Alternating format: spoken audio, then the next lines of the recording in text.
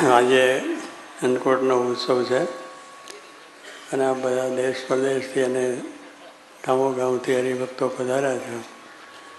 દર વર્ષે આપણે અહીંયા ઉત્સવ યોગીજી મહાના વખતથી ખૂબ ધામધૂમથી થાય છે અને બેસતું વરસ એટલે આપણે બધાને કોઈ પણ જે ભગવાનને માનતા હોય એ મંદિરમાં જાય, ભગવાનના દર્શન કરે, ભગવાનની પ્રાર્થના કરે અને પોતાનું વરસ સારું થાય, સર્વ પ્રકારે સુખી થાય એવી પ્રાર્થનાઓ પણ કરે છે.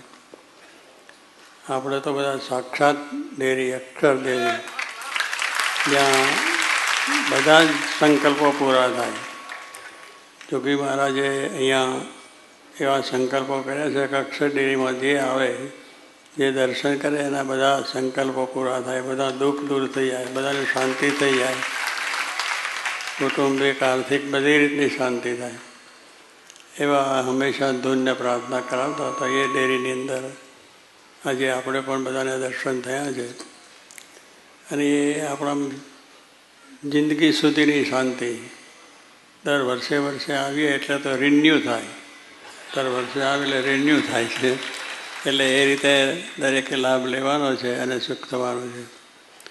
અન્નકૂટનો ઉત્સવ દર વર્ષે આપણા બધા જ મંદિરો અને વૈષ્ણવ મંદિરો અને બધા ઉત્સવો થાય જ છે. ભગવાન શ્રીજી મહારાજના વખતમાં પણ આ ઉત્સવ બહુ સારી રીતે થતો. ભગવાન શ્રીજી મહારાજ તો આલોકમાં આવ્યા એટલે બધી ઉત્સવ, રામનવમી, જન્માષ્ટમી, પૂર્ણિમ, બધા અન્નકૂટ બધા ઉત્સવ કરતા હતા અને ભક્તોને એમાં ભક્તિ વધે એ આશયથી એમનું આ કાર્ય હતું.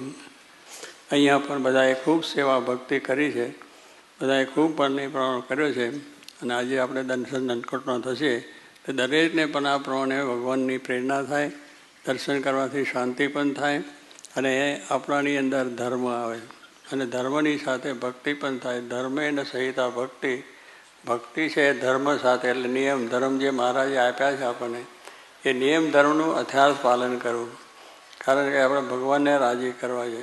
એટલે આપણા જીવનમાં ભગવાનની ઉપાસના છે અને ખરેખર તો ઉપાસનાની અંદર ભગવાન શ્રીજી મહારાજ સર્વોપરી, સર્વ અવતારના અવતારી, સર્વકારના કારણ, ગુણાત્યાન સ્વામી અક્ષરનો અવતાર છે. એ રૂપ આપણે થઈને ભક્તિ કરવાની. દેહભાવની ભક્તિ છે એ ટળી જાય. દેહભાવ એટલે દેહભાવ મનભાવ કરતા હોય તો એ ભક્તિ બહુ લાંબુ ટકે ને એમાં માન આવી જાય, ઈર્ષા આવી જાય, કંઈ બીજું ત્રીજું થઈ જાય.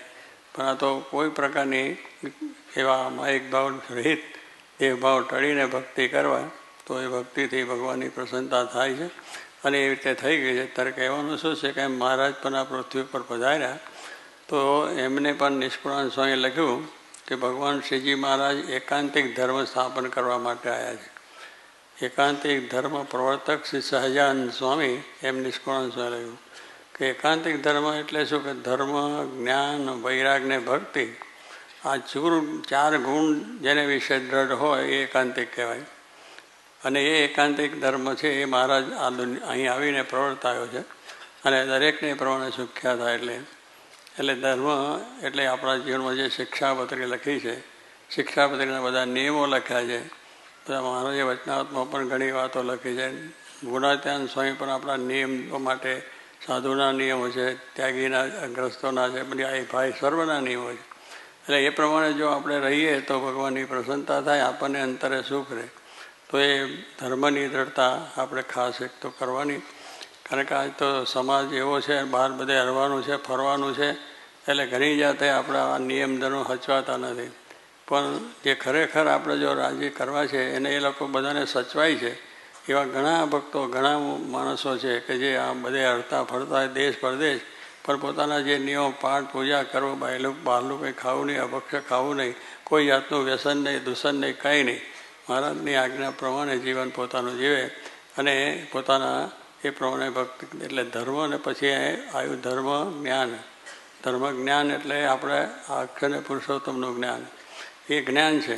મહારાજ પુરુષોત્તમ સર્વપૂર્ણ અવતારી અને ગુણાત્યાન સ્વામી મૂળ અક્ષર, એ જ્ઞાન. જ્ઞાન એટલે શું કે આપણે આ બધું આત્મા સત્ય છે અને પરમાત્માનું ભક્તિ કરવાની છે.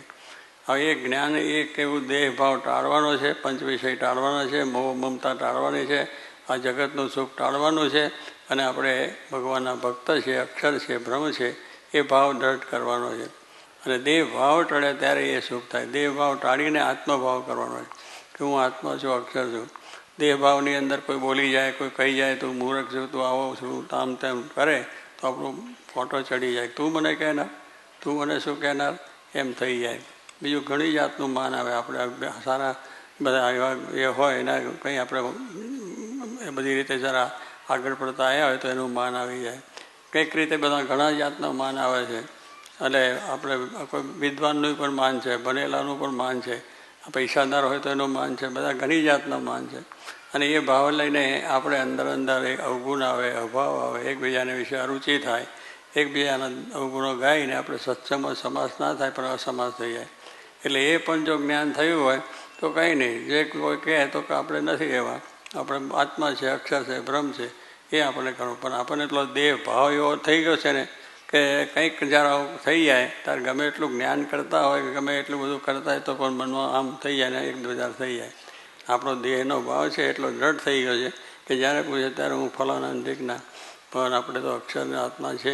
એક જ્ઞાન રાખવાનું છે. એટલે ગમે ત્યારે કોઈ પણ પ્રસંગ બને તો આપણે પાછી વૃત્તિ આવી જાય. અને છે જ મહારાજે વચનામાં કહ્યું કે જોનારો બધું બહાર જોવે છે પણ અંદર નથી જોતો. પ્રથમના 20ના વચનામાં કહ્યું છે કે જોનારો બહાર રૂપ જોવે છે, કુરૂપ જોવે છે, બીજું જોવે છે, બધું જોયા કરે. એ બીજાના અવગુણ જોઈએ, અભાવ જોઈએ, ફલાણો આવો છે, ફલાણો આવો છે, ઢીકનો આવો સત્સંગમાં આવ્યા એ જોવા આપણે આવ્યા નથી. આપણે તો ભગવાનના દર્શનને કથા વાર્તા કરીને આપણા જીવને જ્ઞાન થાય એને માટે આવ્યા. પણ એ જો આપણે કર્યા કરીએ તો એનાથી પછી કેવું થાય. એટલે મહારાજે કહ્યું કે આ પ્રમાણે આ છે તે જોનારો છે એ પોતે બહાર દર્શી બહાર જોયા કરે છે. સારું છે, નરસું છે, ફલાણું છે, આવો છે, ઢીકનો છે, બધું થયા કરે. અને એ રીતે એને દ્રષ્ટિ થાય છે તો સુખ આવે નહીં. કોઈ કહી જાય, બોલી જાય.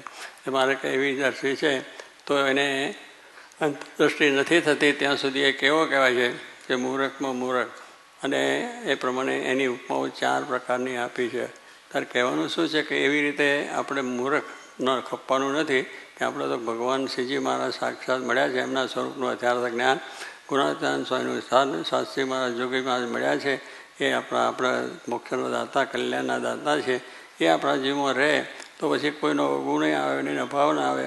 અને કોઈ નિરાવડા અને જોગી મહારાજ સમ સુરસદ ભાવ એકતા આપણા જીવનમાં બધા એ રાખીને આ સત્સંગ વધ્યો છે. એનું મુખ્ય કારણ છે કે સાધુતા, બધાને સાધુતા અને સત્સંગીઓની સત્સંગ નિષ્ઠા, સત્સંગમાં જે એમનું જીવન છે એકાંતિક ધર્મ. અને એવા હરિભક્તોને પણ જે આ જ્ઞાન સપરદ થઈ ગયા, દાદા ખાચર થઈ ગયા, બધા ઘણા મોટા ભક્તો થઈ ગયા છે. તો શું કે એવા ભક્તો થઈને મહારાજની આપણે ભક્તિ કરવાની છે. સાધુતા રાખીને મહારાજ કહે છે આપણે એ પ્રમાણે મહારાજને રાજી કરવાના છે. તો પછી કંઈ વાંધો આવે નહીં.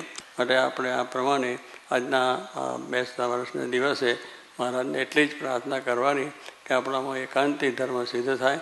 અને એમ જોગી મહારાજ કહેતા કોઈનો અભાવ ગુણ આવે નહીં. થાથા તાંબડા હોય તો મને કંઈને અભાવ આવતો નથી એમ બોલતા જોગી મહારાજ. તો કહેવાનું શું છે કે એમની દ્રષ્ટિ જ એવી દિવ્ય હતી. એમની દ્રષ્ટિમાં બીજું દેખાય જ નહીં. ગમે તે હોય ને ગમે તે હોય તો પણ બહુ સારો છે, બહુ સારા છે, તમે તો મુક્ત છો, તમે તો આમ છો, બધું એમ જ કહે. આ મુક્તનું ઠેકાણ નહીં, કશું ન હોય. આપણી દ્રષ્ટિએ, એમની દ્રષ્ટિએ બધા દિવ્ય છે. દરેકમાં ભગવાન જોવાની દ્રષ્ટિ એમની હતી કે દરેકમાં ભગવાન છે અને એને જ જોવાની દ્રષ્ટિ. એટલે આત્માની દ્રષ્ટિએ જુએ તો કંઈ છે નહીં. આત્માની દ્રષ્ટિ લગીને જ્યાં ના થાય ત્યાં સુધી બધું ખરાક, લાલ, પીળું, કાળું, ધોળું બધું દેખાય છે. પણ આત્માની દ્રષ્ટિએ તારે એક આત્મા ભગવાન મૂર્તિ જ દેખાય છે. એ દ્રષ્ટિ યોગીજી મહારાજની હતી, શાસ્ત્રી મહારાજની હતી, ગુણાત્યાન સ્વામીની હતી, ભગતજી મહારાજની, એ બધા સંતો ભક્તોની હતી. તો એમને બધું સુખ આવ્યું છે. તો આપણે એ જ દ્રષ્ટિ સર્વ કેળવીએ કે જેથી કરીને આપણને સુખને સુખ રહે અને શાંતિ થઈ જાય. મહારાજને પ્રાર્થના કરીએ કે એવી દરેકને આવી દ્રષ્ટિ જોવાની. જેમ જોગી મહારાજ કે જ્યાં જોઈએ ત્યાં રામજી, દૂસરો ન ભાસી રહે, કે જ્યાં જોઈએ ત્યાં રામજી. એટલે ઝાડમાં, પાનમાં, પર્વતમાં, ગુફામાં, દરેક જીવોની અંદર, મનુષ્યોની દરેકની અંદર રામજી એટલે ભગવાન જોઈએ. ભગવાનની દ્રષ્ટિ, આત્મદ્રષ્ટિ જેને કહીએ, અને ભગવાનની દ્રષ્ટિ છે તો એને બધું સારું સારું ને સારું જ લાગે. એ તો આવે ત્યાંથી કહે છે આમ છે ને પેલું છે ને તેમ તેમ થયા કરે. અહીં આપણે એ દ્રષ્ટિ કરવાની છે. એ દ્રષ્ટિ ભગવાનની દયાથી, મહારાજની પ્રતાપે કરીને સર્વને થાય અને સર્વને ભગવાનનું અખંડ સુખ આવે ને બધા ખૂબ સુખ્યા થાય. આખું વરસ સુખમય થાય. આખી તમારી આખી આવડતા પણ સુખમય થાય અને સુખ્યા થઈ અને મહારાજનું ભજન કરીને અક્ષરધામમાં સૌ બેસી જાય. આશીર્વાદ.